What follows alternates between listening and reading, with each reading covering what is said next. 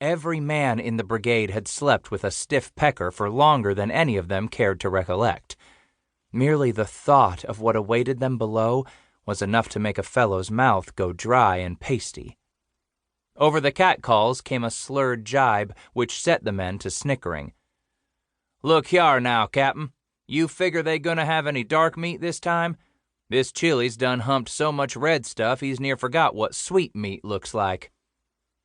Even without turning, the trappers knew the voice.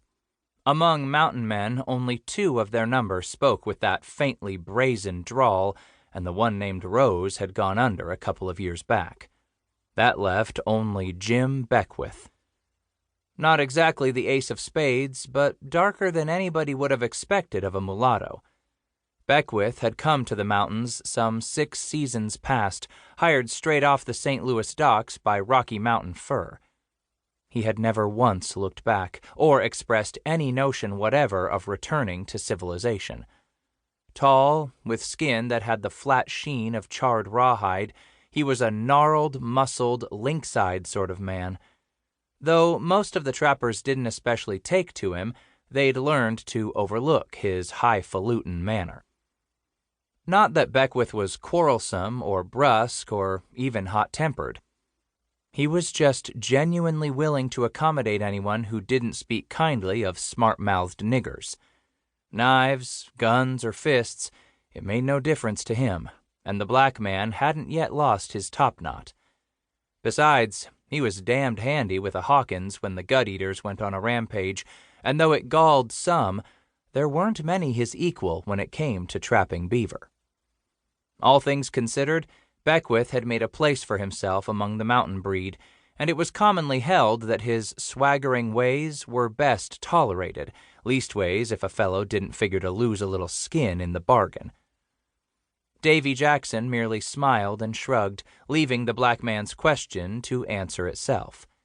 Reining about, he put his horse over the forward slope of the ridge and led the way down. The brigade trailed behind single file, their progress marked by the clatter of hooves and the musical jangle of saddle gear. Moments later, the column disappeared into a towering spruce grove. Towards dusk, some 2 hours later, Jackson and his men emerged from an aspen forest bordering the valley floor. They kneed their mounts into a ragged lope and made a beeline for rendezvous. Drawing closer, they saw the lodges of 3 Indian villages, each erected somewhat apart from the other, and all set back away from the main encampment itself.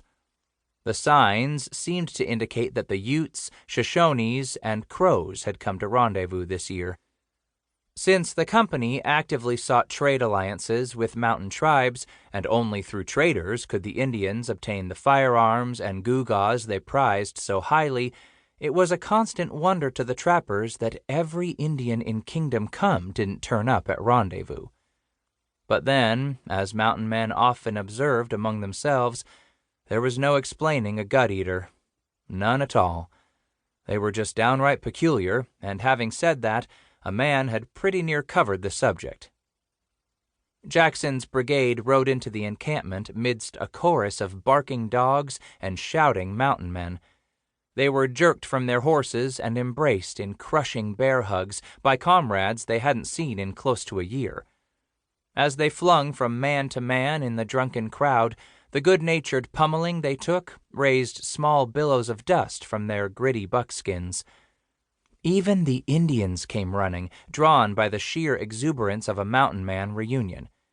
For young warriors who had never before attended a rendezvous, the swirl of backslapping and hand-pumping merely confirmed the wisdom of their tribal elders.